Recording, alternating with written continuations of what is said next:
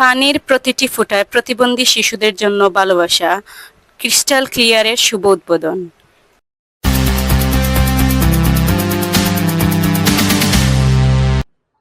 একটি মহৎ উদ্যোগের যাত্রা শুরু হলো আজ ২০ জুন শনিবার। আমাদের সমাজের বিশেষ চাহিদাসম্পন্ন শিশুদের সুস্থতা নিশ্চিত করতে এবং তাদের জীবনের মান উন্নয়নে আজ আনুষ্ঠানিকভাবে যাত্রা শুরু করল ক্রিস্টাল ক্লিয়ার পানি শোধন প্রকল্প। অনুষ্ঠানের শুরুতে নয়াটিলা জামে মসজিদের ইমামের পবিত্র কুরআন তিলাওয়াত ও মিলাদ মাহফিলের মাধ্যমে প্রতিবন্ধীদের কল্যাণে ব্রতী হওয়া এই বিশুদ্ধ পানি বিপণন প্রতিষ্ঠানের শুভ উদ্বোধন করা হয়।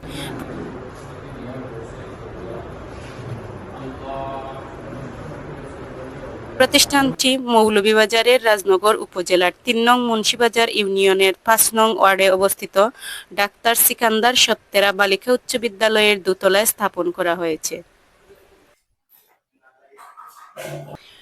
প্রতিষ্ঠানের মালিক ও উদ্যোক্তা ডাক্তার মিতা চৌধুরী এবং পরিচালনার দায়িত্বে থাকা রাকিব হোসেনের এই মহৎ উদ্যোগকে স্বাগত জানিয়ে অনুষ্ঠানে প্রধান অতিথি হিসেবে উপস্থিত ছিলেন Munshibazar UP chairman royal Hossain.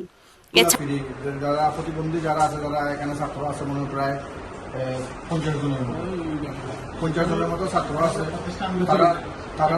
তারা দুইবারের খাবার সহ ডাক্তারি ওষুধপত্র যা আছে সবগুলা স্কুল থেকে। এছাড়াও আরো উপস্থিত ছিলেন ডাক্তার সিকান্দার সত্তেরা বালিকা উচ্চ বিদ্যালয়ের প্রধান শিক্ষক মিন্ময় কান্তি ভট্টাচার্য, মান্টু ও বিশুদ্ধ পানিটা আসে এই ট্যাঙ্কিতে।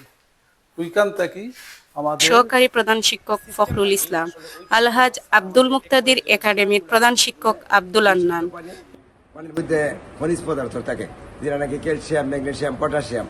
এই বিশুদ্ধ পানি খাইলে আমরা আসলে জানি যে বিশুদ্ধ পানি শরীরের রোগ প্রতিরোধ। লালাপুর সরকারি প্রাথমিক বিদ্যালয়ের প্রধান শিক্ষক লাইলা বেগম, জনতা উচ্চ বিদ্যালয়ের সহকারী শিক্ষক আরমান আলী, পাশাপাশি উপস্থিত ছিলেন ইউপি সদস্য জমির আলী, ব্যাংকার ইকবাল হোসেন, ঠিকাদার আজিজুর রহমান নুনু, ব্যবসায়ী ফারুক মিয়া, খোকন মিয়া ও লুৎফুর মিয়া সহ স্থানীয় গণ্যমান্য ব্যক্তিবর্গ।